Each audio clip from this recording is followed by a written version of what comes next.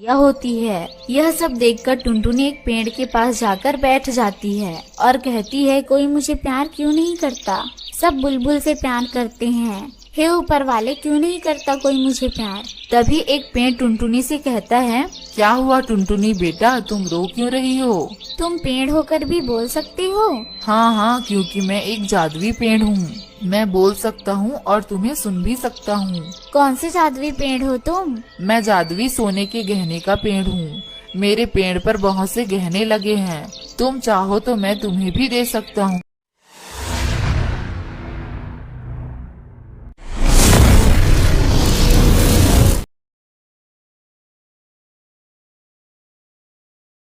टुनटुनी अपनी सौतेली माँ के साथ एक छोटे से घर में रहा करती थी। उसकी माँ की खुद की भी एक बेटी थी जिसका नाम बुलबुल था।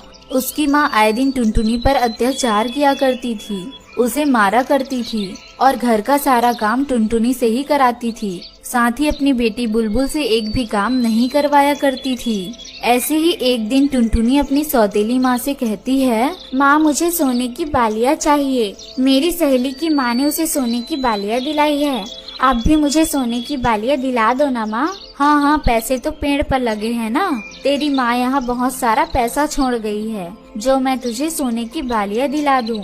माँ दिला दो ना, एक बालियाँ ही तो चाहिए मुझे। अरे जा अपने बाप के पास, अगर मेरे पास पैसे होते तो मैं सबसे पहले अपनी बेटी को सोने की बालियाँ दिलाती, ना कि तुझे दिलाती। टुनटुनी रोती रोती अपने पापा के पास जाती है और अपने पापा से कहती है, पापा पापा मुझे सोने की बालियाँ चाहिए। मेरी सहेली को उसकी माँ ने सोने की बालियाँ दिलाई है, मुझे भी सोने की बाली दिलाओ ना पापा। अरे सोने की बाली, अभी तो तुम बहुत छोटी हो, क्या करोगी ये सब पहनकर?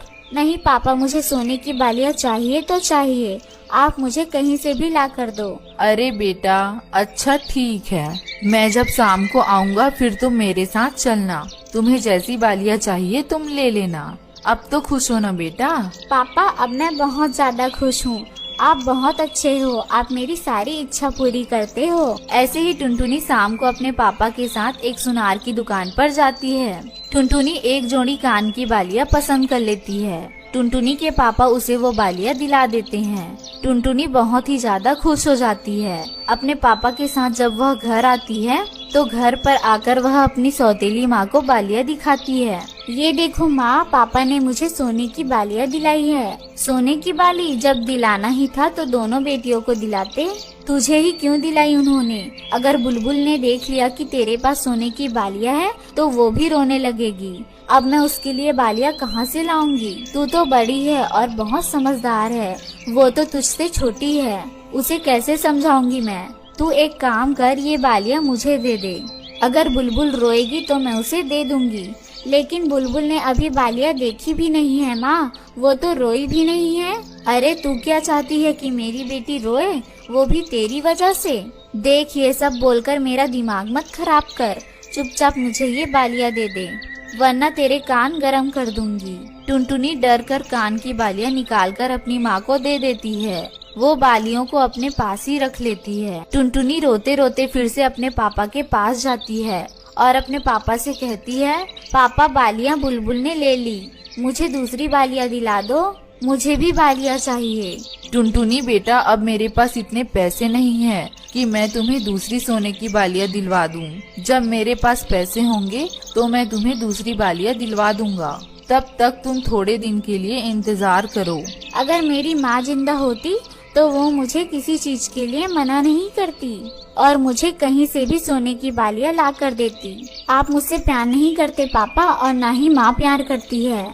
अरे ऐसी बात नहीं है टुनटुनी, जब मेरे पास पैसे थे तो मैंने तुम्हें सोने की बालियाँ लेकर दी, लेकिन अभी मेरे पास पैसे नहीं हैं, इसलिए मैं तुम्हें अभी फिर से सोने की बालियाँ नहीं दिला पाऊंगा। और हम इतने अमीर भी नहीं हैं कि जब मर्जी आए उतना खर्चा कर सके, हमें सोच समझकर चलना पड़ता है बेटा।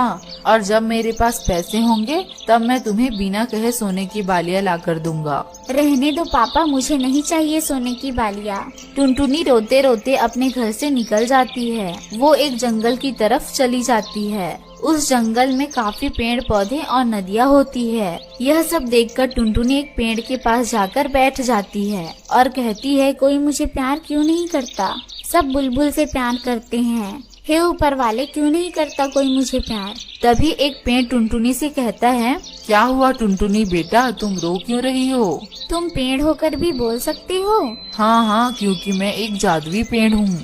मैं बोल सकता हूँ और तुम्हें सुन भी सकता हूँ। कौन से जादुई पेड़ हो तुम? मैं जादुई सोने के गहने का पेड़ हूँ। मेरे पेड़ पर बहुत से गहने लगे हैं। तुम चाहो तो मैं तुम्हें भी दे सकता हूँ। क्या क्या कह रहे हो तुम? तुम्हारे पेड़ पर तो कोई गहना नहीं लगा है, मुझे तो नहीं दिख रहा। मेरे पेड़ पर जो गहने हैं वो तुम्हें तभी दिखेंगे जब मैं खुद तुम्हें वो गहने देना चाहूँगा, वरना वो गहना किसी को भी नहीं दिखेगा। ऐसा भी है क्या? लेकिन मुझे गहने नहीं चाहिए, मुझे सिर्फ सोने की बालियाँ चाहिए। तुम कितनी मासूम बच्ची हो। वैसे तुम चिंता मत करो, मैं तुम्हें बालियों के साथ साथ और भी बहुत से गहने दूंगा।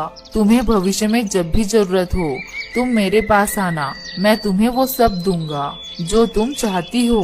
क्या सच में? सच में ऐसा है? हाँ सच में, लेकिन तुम्हें मुझसे एक वादा करना होगा।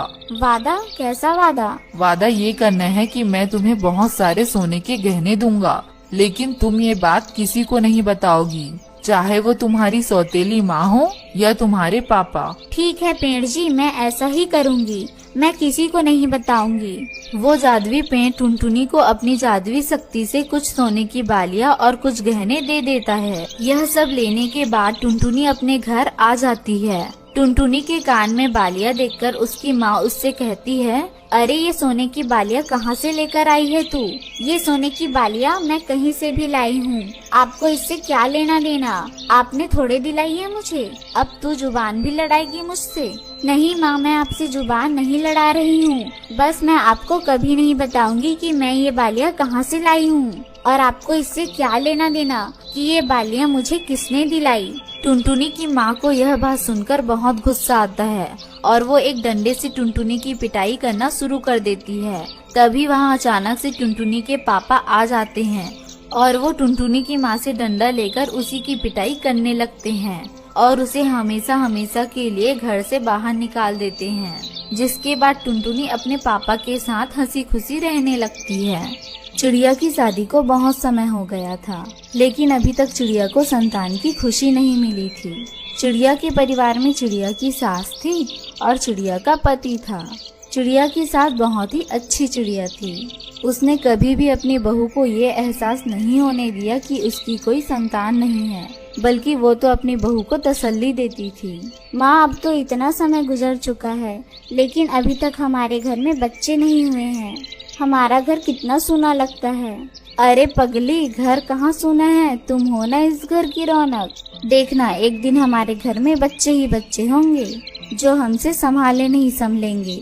हमारे घर में भी खुशियाँ और किलकारियाँ गूंजेंगी।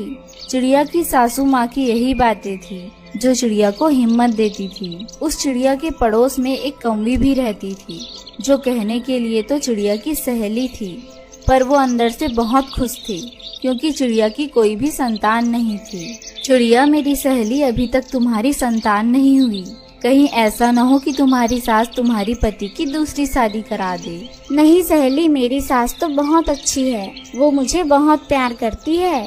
वो तो मुझे कभी एहसास ही नहीं होने देती कि मेरे बच्चे नहीं हैं। वो तो मुझे हौसला देती है। अच्छा मेरी सहेली, जरा संभल के रहना, कहीं तुम्हारी सास तुम्हारे पीठ पीछे छुरा न गोप दे। वो अभी ऐसे बोल ही रही होती है, तभी वहाँ पर चिड़िया की सास पीछे से सारी बात सुन लेती है। तुम मेरी बेटी को चाहे कितना भी भड़का लो, मेरी बेटी कभी मेरे खिलाफ नहीं होगी। तुम अपना बताओ, तुम अपने सास के साथ तो 2 दिन भी नहीं रह सकी और तुमने शादी के 2 दिन बाद ही अपना नया घोंसला बना लिया। पहले अपने आप को देखो, फिर दूसरों की बुराई करना। माँ, आप चलिए, मैं आपके बारे में कभी भी बुरा नहीं सोच सकती, आप मेरी माँ हो। फिर चिड़िया और उसकी सास अपने घर चली जाती है। ये सास बहू की जोड़ी पूरे जंगल में सबसे अनोखी है। फिर ऐसे ही कुछ समय गुजर जाता है। एक दिन चिड़िया को चक्कर आता है और वो गिर जाती है। अरे बेटा जा, जल्दी जा, डॉक्टर को बुला कर ला, ना जाने मेरी बेटी को क्या हो गया। माँ कुछ नहीं हुआ है मुझे, आप परेशान ना हो। ऐसे कैसे ना परेशान हो बेटा, ऐसे तो पहले कभी तुम्हें चक्कर नहीं आया। फिर चिड़िया का पति उल्लू डॉक्टर को बुला कर लाता है।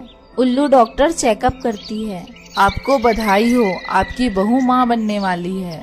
ये बात सुनकर चिड़िया का पति और चिड़िया की सास खुशी से पागल हो जाते हैं। देखा ना बेटा, मैं कहती थी ना कि एक दिन हमारे घर में बच्चों की किलकारी जरूर गूंजेगी। फिर चिड़िया की सास अपने बेटे से कहती है, बेटा अब मेरी बेटी का पहले से ज्यादा ख्याल रखना होगा। तुम रोज ताजे ताजे फल लेकर आना और मैं अपने हाथों से जूस बनाकर अपनी बेटी को पिलाऊंगी। जी माँ, मैं जरूर लेकर आऊँगा। फिर ऐसे ही समय गुजरता है और एक दिन चिड़िया के पेट में बहुत तेज दर्द होता है। माँ मेरे पेट में बहुत ही ज्यादा दर्द हो रहा है, मुझे जल्दी से डॉक्टर के पास ले चले। बेटी अभी तो अंडा आने का समय नहीं हुआ, फिर क्यों दर्द होने लगा। फिर चिड़िया का पति और चिड़िया की सास उसे उल्लू डॉक्टर के पास ले जाती है। डॉक्टर चेकअप करती है। घबराने वाली कोई बात नहीं है, सब कुछ ठीक है, लेकिन आपकी बहू के पेट में 12 अंडे हैं। अब आपको पहले से ज्यादा इनका ख्याल रखना होगा। भगवान आपका बहुत बहुत शुक्रिया, आपने एक बार में ही मेरे घर में इतनी सारी खुशियाँ दे दी। फिर वो सब अपने घर आ जाते हैं। बेटी अब तुम बिस्तर पर ही रहना, किसी भी काम को तुम हाथ नहीं लगाओगी। मैं अभी पूरे जंगल में मिठाई बांट कर आई। फिर चिड़िया की सास पूरे जंगल में मिठाई बांटती है और सबको बताती है कि उसके घर में 12 बच्चे आने वाले हैं। ये लो कौवी, मिठाई खाओ, पता है मेरी बहू के पूरे 12 बच्चे आने वाले हैं। फिर टूनी चिड़िया की सास मिठाई देकर चली जाती है, लेकिन गौरी कौवी को जरा सी भी खुशी नहीं थी। फिर गौरी कौवी अगले दिन चिड़िया के घर जाती है। चिड़िया, तुम मेरी सहेली हो, इसलिए मैं तुम्हारे भले के लिए कह रही हूँ। तुम इतना कुछ कैसे सहोगी? तुम ऐसा करो कि तुम 2 ही अंडे रखो और बाकी के 10 गिरा दो। तभी चिड़िया की सास वहाँ आ जाती है। तुम दफा हो जाओ यहाँ से, तुम देखना हम अपने 12 बच्चों की कैसे अच्छे से देखभाल करते हैं। फिर गौरी कौवी वहाँ से तुरंत भाग जाती है। माँ अब मैं इस गौरी कौवी से कभी दोस्ती नहीं रखूंगी, मुझे पता चल गया है कि ये मेरी खुशियों से कितना जलती है। फिर कुछ समय बाद चिड़िया के घर में पूरे 12 बच्चे होते हैं